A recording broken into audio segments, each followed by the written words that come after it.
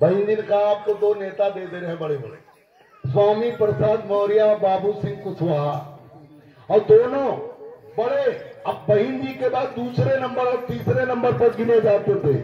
लेकिन ये दोनों गांधी जी के बंदर, न इन्हें अन्याय शाक्य सैनिक कुशवाहा मौर्य समाज पे हो रहा अन्याय दिखाई देता था, न सुनाई देता था, और न ये गांधी जी के बंदर बोलते थे, चुप, न कोई मतलब।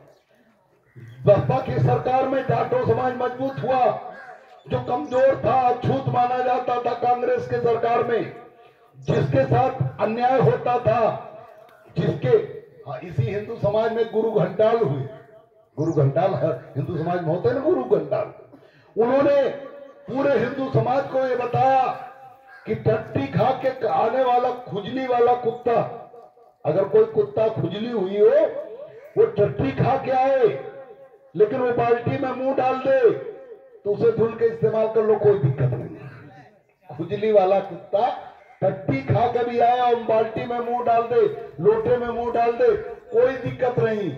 लेकिन गुरु घंटाल ने बताया कि अगर जाटव का बेटे, वाल्मीकि का बेटा, खटिक का बेटा, सोनकर का बेटा, अगर वो आपका बाल्टी बाहर से लोटा भी छू दे तो फेंक देना।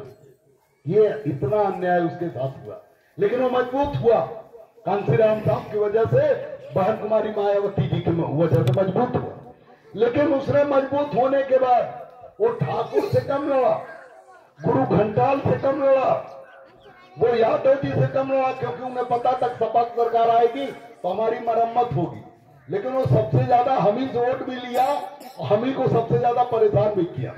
गांव गांव हरिजन मनाम सबल के मुकदमे लगे, झूठा आपसे किसी बात पे गांव में औरतों की लड़ाई हो गई और वो चले गए थाने और उन्होंने कहा कि फलाने साक्य ने हमें चमार कहा, गाली दी, और मुकदमा दर्ज हो गया हरिजन मनाम सभा, और उन्हें तो 15-20 हजार रुपया मिला और आप 6 महीना के लिए जमानत भी नहीं होनी थी, पूरा परिवार जेल चला गया।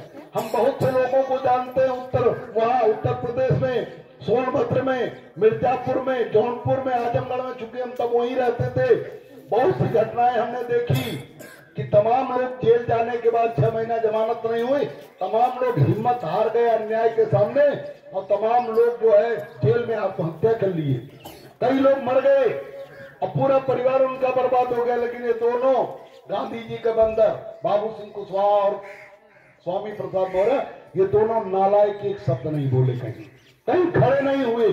उतना ही नहीं, लखीमपुर खीरी में बसपा की सरकार में 2010 और 2011 में एक बड़ी घटना घटी। एक नौजवान 24-25 साल का किराने का दुकान करता था, गांव का नाम लखनपुरवा, जिस गांव का रहने वाला लखीमपुर खीरी में लखनपुरवा गांव, और चौकी है ढकेरवा चौकी। पता सही बता रहा है, कोई झूठी कहानी नहीं बताते। ढकेरवा चौकी, और ढकेरवा चौकी में एक माताएं बहने बोलिए मत, बच्चों बोलो मत। ढकेरवा चौकी में एक नौजवान 24-25 साल किराने की दुकान करता था, उसने किसी दबंग व्यक्ति ने उससे धीरे धीरे करके 5,000 का उधार ले लिया और पैसा नहीं दे रहा था। वो कई बार मांगा, नहीं दिया। उसकी शादी पड़ गई उस नौजवान की और केवल 15 दिन शादी बचा था, तो उसके घर गया, उसने कहा हमारी शादी है साहब, हमें पैसा दे दो। उसने पैसा नहीं दिया, वो वहीं बैठ गया, कहा जब तक पैसा नहीं दोगे हम वहीं बैठेंगे। उसने उसे बांध के मारा और पुलिस को बुलाया, कहा हमारे घर में चोरी करने के लिए घुसा। ढकेरवा चौकी उसे उठा के ले गए पुलिस वाले और रात भर उसे पीटे और सुबह वो मर गया।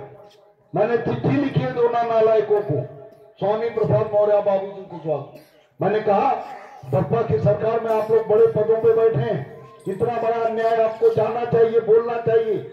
मेरी हैसियत ऐसी नहीं, मेरे बोलने पे एसपीडीएम डरेंगे, इसलिए आप जाइए और न्याय दिलाइए। लेकिन ये दोनों कान में तेल डाल के नालायक बैठे रह गए, दोनों में से कोई नहीं गया। और गया हो तो आप बताओ, मैंने कई चैनलों पर इन्हें गाली दिया है, यूपी तक के चैनल पर इंटरव्यू हो रहा था, मुझसे पत्रकार ने कुछ बात किया इन लोगों को लेके। मैंने कहा ये नेता है तो गुलाम है कठपुतली, तो उसने कुछ और कहा तो मुझे गुस्सा आ गया। मैंने कहा आप ये माइक लगाए हो, नहीं तो मैं इन दोनों को, स्वामी प्रसाद मौर्य, बाबू सिंह कुशवाहा को मां बहन की गाली देता। आप लोग अगर देखे हो इंटरव्यू, देखे थे कोई लोग?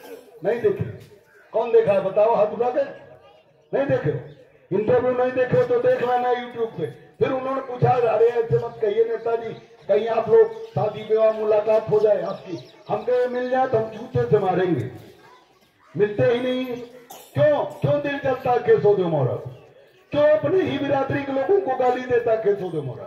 क्यों क्यों? इसलिए देता है कि जब तुम्हारी जरूरत समाज को होती है, वैसे तुम बड़ी बड़ी लंबी लंबी पूरी टीवी चैनल बैठ के हिलाते रहते हो, लेकिन जब तुम्हें कोई जरूरत होती है तब पूंछ डाल लेते हो पीछे में, बोलते नहीं हो। अगर तुम बोलते तो वो नौजवान जिंदा ना हो जाता, लखनपुर वाला।